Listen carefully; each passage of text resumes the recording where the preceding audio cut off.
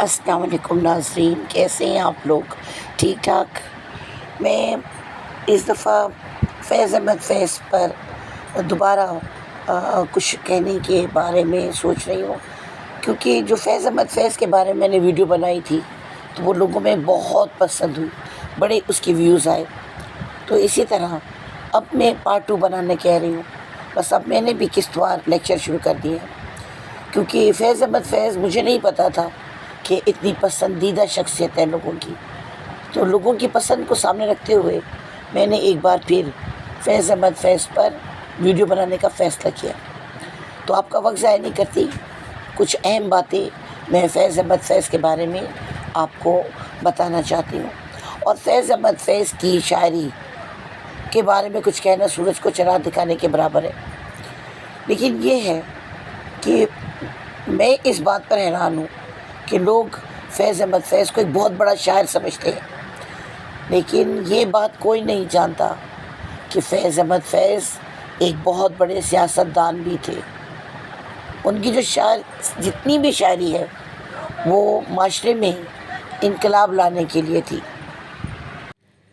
میں تو ان کے بارے میں یہ بات جان کر حیران رہ گئی کہ وہ لیاقت علی خان کا تختہ الٹنا چاہتے تھے، یا پھر یہ بھی ہو سکتا ہے کہ فیض احمد فیض کے خلاف ایک سازش کی گئی ہو، کیونکہ فیض احمد فیض کو پسند کرنے والے بہت سے لوگ تھے، اور وہ اپنی شاعری کے ذریعے لوگوں کے دلوں پر راج کرتے تھے۔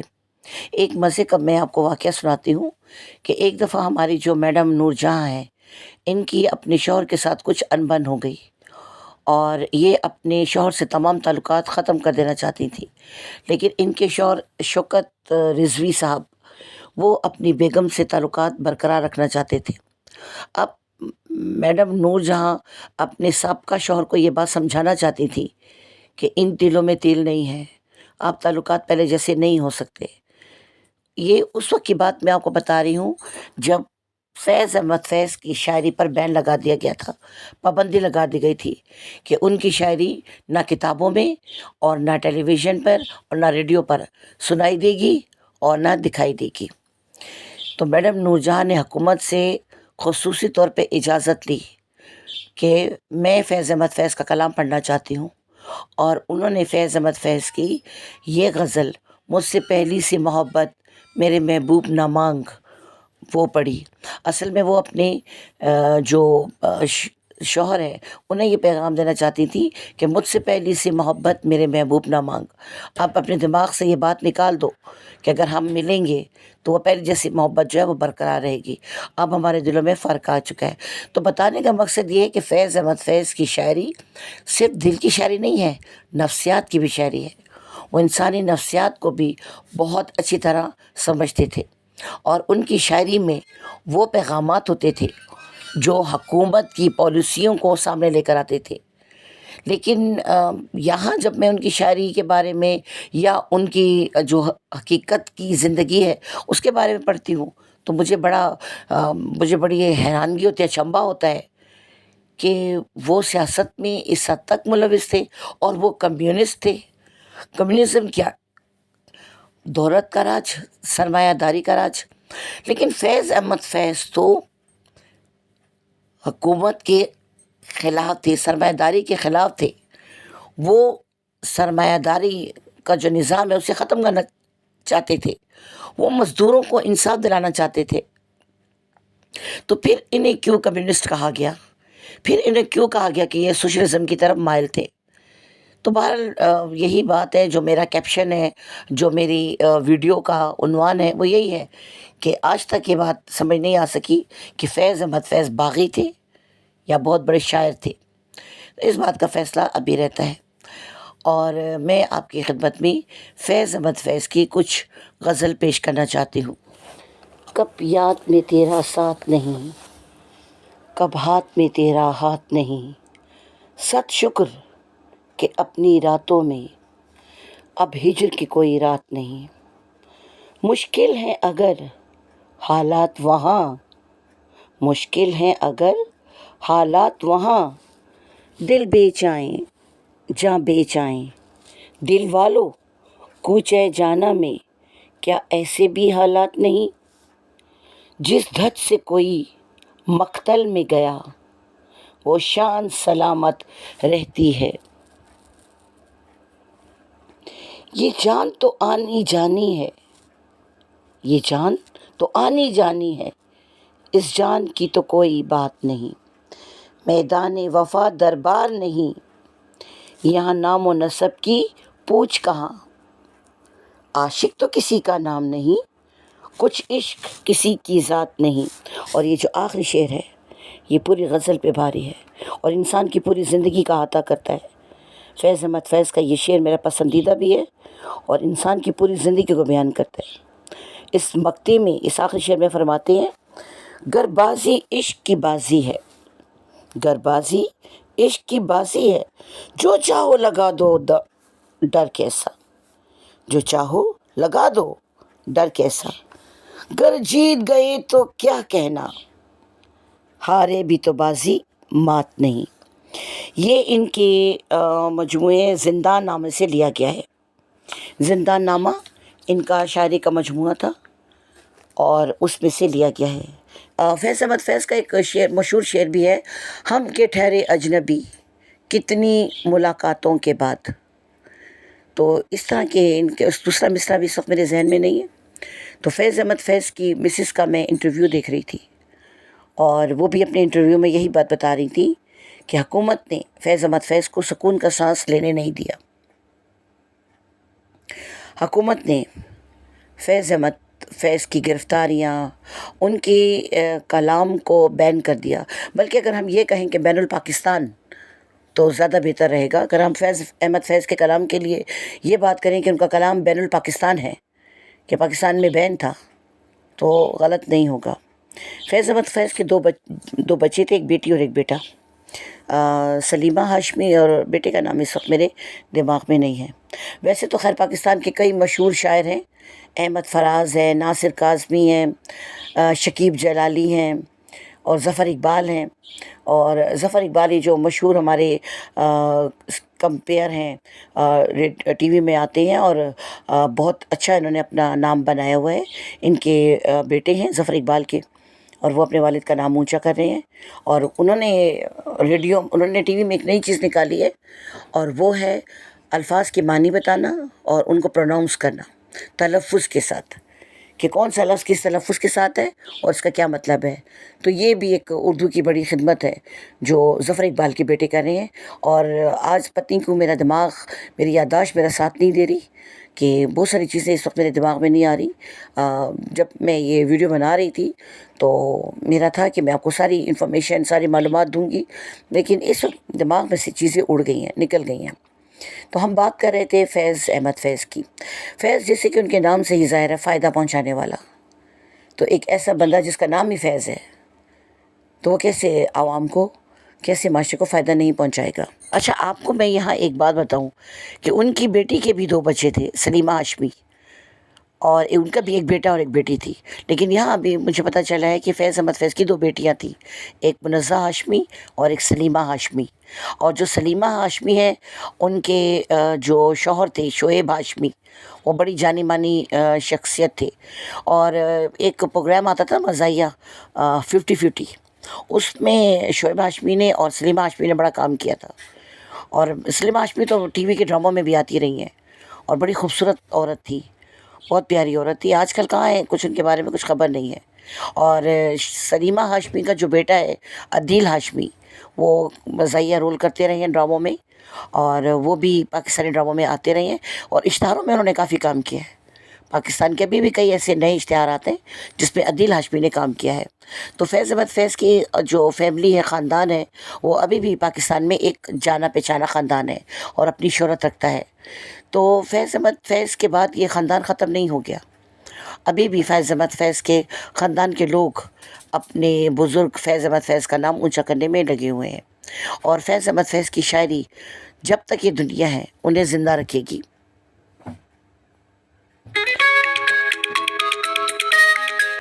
بہت افسوس ہے کہ عین وقت پہ کال آ گئی میری اور تھوڑی سی مداخلت ہو گئی، بس کیا کریں، جب کوئی ہم ویڈیو بنانے لگتے ہیں یا ہم جب کوئی اہم بات کال آ جاتی ہے اور موبائل پر تھوڑا سا مسئلہ ہو جاتا ہے.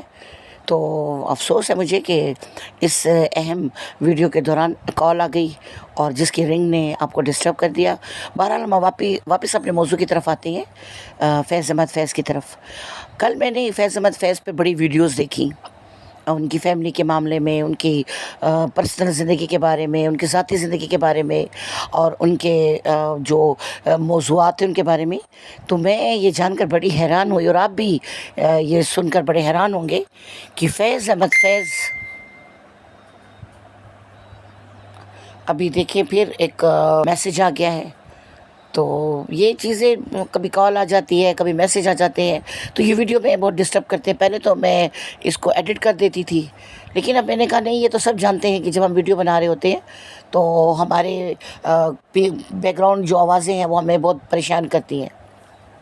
تو بہرحال میں نے آپ کو بتایا کہ ابھی میں بات کر رہی تھی تو پھر میسیج آ گیا.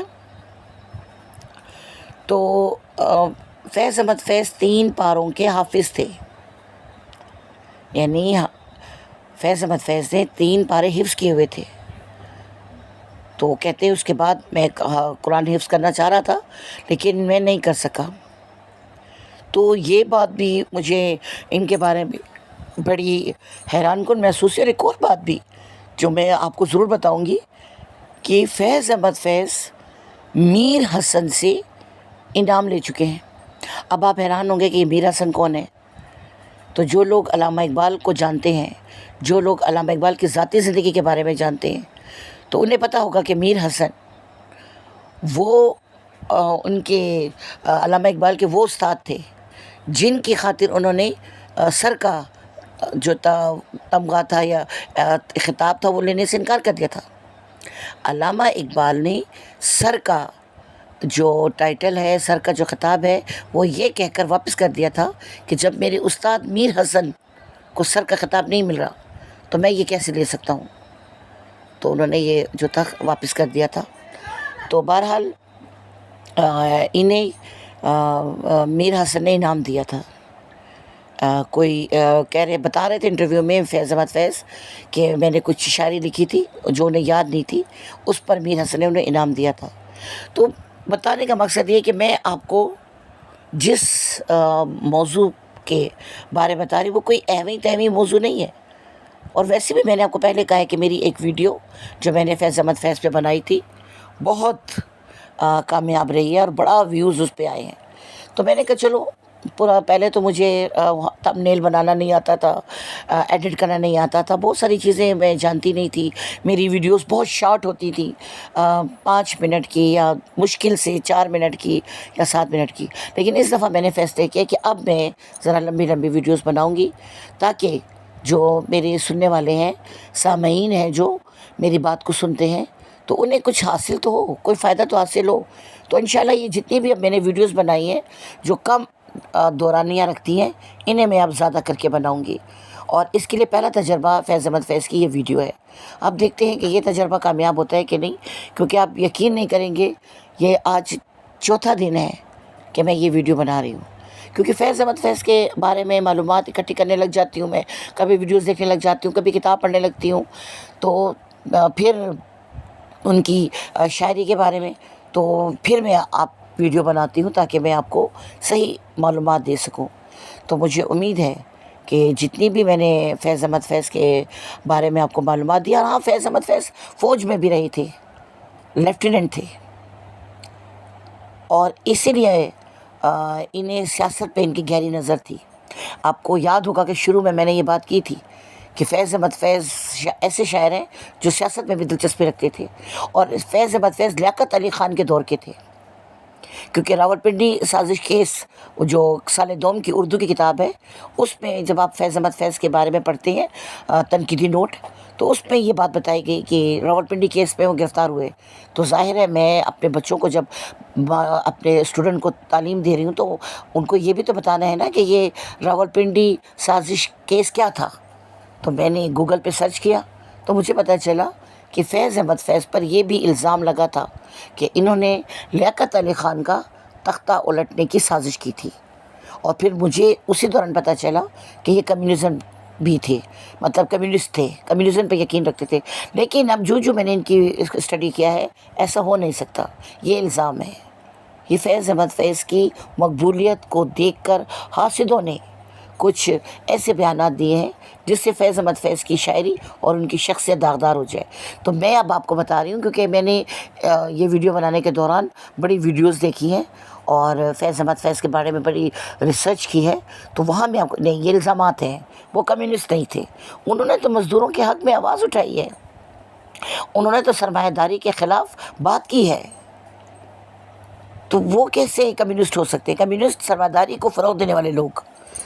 تو ابھی میں بھٹو کے بارے میں بھی ایک ویڈیو دیکھ رہی تھی، تو اس میں بھٹو کے بارے میں ذوالفقار علی بھٹو کے بارے میں بتایا جا رہا تھا کہ جی وہ ہندو تھے، اور ان کی جو والدہ تھی وہ پہلے ہندو تھی، پھر مسلمان ہو گئی. یہ تو میں اور آپ سب جانتے ہیں کہ اسلام سے پہلے ہم سب ہندو تھے. ہمارے نبی آئے، انہوں نے ہمیں اسلام کی تعلیم دی، اور جو ذی شعور تھے، جو ذی فہم تھے، وہ لوگ اسلام لے آئے، مسلمان ہو گئے. تو کیا اب ہم انہیں طعنہ دیں گے کہ ہم پہلے ہندو تھے؟ تو جیسے وہ ہندوؤں نے ایک تحریک شروع کی تھی، شدھی اور سنگٹن. شدھی، شدھ، پاک صاف. تو جس طرح ہندو ہمیں شدھ کرنا چاہ رہے تھے، ہمیں پاک کرنا چاہ رہے تھے، ہمیں اسلام سے کنورٹ کر کے، ہمیں اسلام سے ڈائیورٹ کر کے ہمیں ہندو بنانا چاہ رہے تھے. تو کیا وہ سچ کہہ رہے تھے؟ کیا وہ صحیح کہہ رہے تھے کہ واقعی ہم ہندو تھے پہلے؟ نو، ایسا نہیں ہے. ہم مسلمان تھے، لیکن ہمارے پاس اسلام کی تعلیمات نہیں تھی. جب ہمارے نبی نے اسلام کی تعلیمات پھیلائی تو ہم اللہ پر ایمان لے آئے، کیونکہ ہم سب دل سے مسلمان تھے. جیسے سارے بچے ہوتے ہیں، سب تعلیم حاصل کرتے ہیں، لیکن کچھ بچے ٹاپ کر جاتے ہیں، کچھ بچے اسپیشلسٹ ہو جاتے ہیں. کیوں؟ کیونکہ ان کے اندر وہ علم ہوتا ہے. پھر ماحول اور تربیت اس علم کو باہر نکالتی ہے. تو اس لیے ویسے بھی ہم مسلمان ہیں، اور ایک مسلمان کے بارے میں یہ کہا گیا ہے کہ اگر وہ کسی بات کو سنے تو وہ پوری تحقیق کے بعد اسے آگے بیان کرے.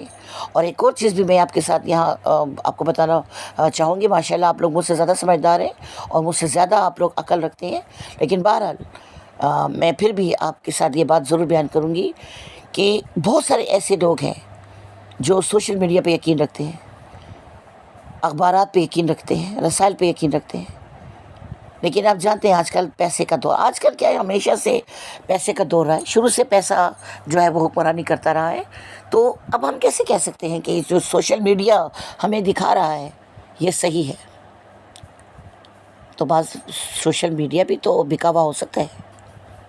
سوشل میڈیا بھی تو ان چیزوں کو فروغ دے سکتا ہے جو ہمارے خلاف جا رہی ہیں. اب آپ دیکھیں، میں ٹک ٹاک دیکھتی ہوں، میں نے ویڈیو بھی بنائی ہے اس پر، ثقافتی حملے پر، کہ میرے جو موبائل ہے اس پہ جو ٹک ٹاک آتا ہے اس پہ زیادہ تر انڈیا کلچر سے ریلیٹڈ خاکے ہوتے ہیں، کانٹینٹ ہوتے ہیں. اتنی گالیاں وہ لوگ دیتے ہیں، اتنی فضول باتیں کرتے ہیں. اور میں نے اس پہ ویڈیو بھی بنائی تھی، بھارت کا ثقافتی حملہ، کہ پاکستان کا جو ٹک ٹاک ہے جو پاکستان میں دکھایا جا رہا ہے، جو ان کی کوئی پالیسی نہیں ہے کیا؟ ایک حضرت ہیں، وہ پاکستان کے خلاف باتیں کر رہے ہوتے ہیں. پاکستانی ایک ان کی ویڈیو تھی، ابھی میں ان کی تصویر بھی اگر مجھے مل گئی تو میں اس ویڈیو میں ان کی تصویر بھی لگاؤں گی. وہ پاکستان کے خلاف بڑی باتیں کرتے ہیں، اور میں حیران ہوں کہ انہیں کیسے پرمیشن مل گئی ہے، میڈیا نے ان کو کیسے اجازت دے دی ہے کہ وہ ہمارے ملک کے خلاف، ہماری فوج کے خلاف باتیں کریں. تو یہ ٹک ٹاک پہ چل رہا ہے، میں دیکھ رہی ہوں یہ چیزیں. تو یہ ثقافتی حملہ ہے نا ان کا. ہم تو پڑھے لکھے لوگ ہیں، ہمارے پاس تو علم ہے، ہم تو ان کی سازشوں کو سمجھتے ہیں. لیکن وہ معصوم ذہن جو ٹک ٹاک کے کانٹینٹ کو دل پر لیتے ہیں، آپ ان کا کیا کریں گے؟ آپ کو میں بتاؤں کہ میں نے ایک انڈیا کا کانٹینٹ دیکھا تھا، انتہائی ولگر، انتہائی واہیات. اور آپ یقین کریں، میں نے کمنٹ بھی دیا تھا کہ یہ وہ ویڈیو ہے جس پہ تھوکنا چاہیے. کیونکہ میں کمنٹ دیتی ہوں جب میں کہیں بات محسوس کرتی ہوں. یہ بھی کہتے ہیں کہ جہاد کی قسم ہے کہ آپ دل میں اس کو برا کہتے ہیں.